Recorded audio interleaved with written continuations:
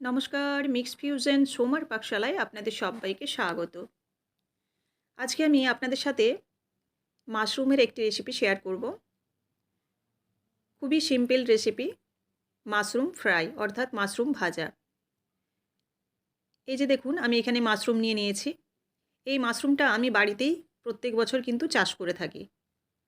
কিন্তু এবছর সেরকমভাবে চাষ করতে পারিনি, সেজন্য আমার পরিচিত এক দাদা, ওনার ফার্ম আছে, উনি মাঝে মাঝে এই মাশরুমটা দিয়ে যান।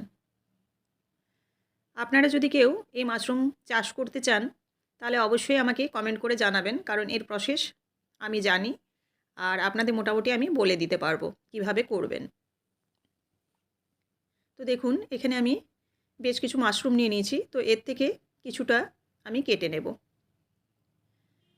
মাশরুমটাকে আপনারা মোটামুটি একটু বড় করেই কাটবেন, কারণ মাশরুম খুব কুচি কুচি কাটলে খেতে এতটা স্বাদ লাগবে না, অর্থাৎ একটু বড় থাকলে খেতে বেশ ভালো লাগে।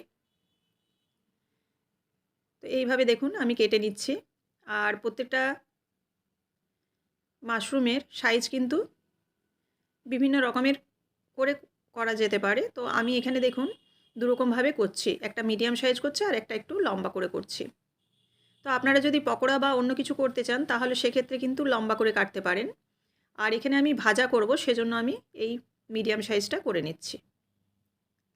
এবার এটাকে জলে দিয়ে খুব ভালো করে ধুয়ে নেব, ধুয়ে নিংড়ে নেব। মাশরুমের মধ্যে যাতে জল না থাকে সেজন্য কিন্তু আমি একবারে নিগড়ে নিচ্ছি। এখানে মাশরুম প্রচুর পরিমাণে জল কিন্তু টেনে নেয়, সেজন্য এটাকে নিংড়ে নেওয়া। এবার নুন হলুদ মেখে দেব। নুন হলুদ মেখে আরও 10 মিনিটের মতো রেখে দেবো এটা, যাতে বাকি যে জলটা আছে মাশরুমের গায়ে সেই জলটাও যেন বেরিয়ে যায়। তাতে কি হবে, ভাজার সময় কিন্তু একদমই তেল লাগবে না, খুব কম তেলেই কিন্তু মাশরুমটা ভাজা হয়ে যাবে। আর যদি নুন হলুদ মেখে না রাখা হয়, অর্থাৎ জলটা যদি ঝেড়ে না নেওয়া হয়, তাহলে কিন্তু অনেকটা তেল লেগে যায়। তাছাড়াও কড়াই লেগে যাওয়ার চান্সও অনেকটা থেকে যায় জল থাকলে। তো দেখুন, এবার আমি কড়াই দিয়ে দিয়েছি সর্ষের তেল, আর দিয়ে দিচ্ছি গোটা জিরে ফোড়ন, আর সঙ্গে গোটা জিরের সাথে দেব একটা শুকনো লঙ্কা, আর দিচ্ছি কুচনো পেঁয়াজ। পেঁয়াজটা কিন্তু খুব একটা বেশি ভাজবো না, জাস্ট নাড়াচাড়া করব। নাড়াচাড়া করেই কিন্তু সঙ্গে সঙ্গে মাশরুমটা দিয়ে দেব। পেঁয়াজটা এখানে লাল করে ভাজা বা নরম করার কোনো প্রয়োজন নেই। পেঁয়াজ এবং মাশরুম কিন্তু একই সাথে ভাজা হবে। আর এদিকে দেখুন, আমি নুন হলুদ মেখে রেখেছিলাম মাশরুমটা, তো তার থেকে কিন্তু আরও অনেক জল বেরিয়েছে। সেটাকে হাত দিয়ে চেপে চেপে জলটাকে বের করে আমি কড়াইয়ের মধ্যে মাশরুমগুলো দিয়ে দিচ্ছি। মাশরুম একটি হাই প্রোটিন সমৃদ্ধ খাবার, সেটা আমরা কিন্তু সবাই জানি। তো এজন্য বিশেষ করে যারা ভেজিটেরিয়ান তারা কিন্তু এই মাশরুমটিকে খুবই প্রেফার করেন, কারণ তাদের খাদ্য তালিকার মধ্যে মাশরুমটিকে রাখার চেষ্টা করেন। তবে এই মাশরুম কিন্তু ভেজিটেরিয়ান বলুন আর ননভেজ যারা, তারাও কিন্তু বেশ ভালোই পছন্দ করেন। তো দেখুন, এবারে দিয়ে দিচ্ছি কাঁচা লঙ্কা। কাঁচা লঙ্কাটা একটু পরে অ্যাড করলাম, তেলের সাথে আমি দিইনি।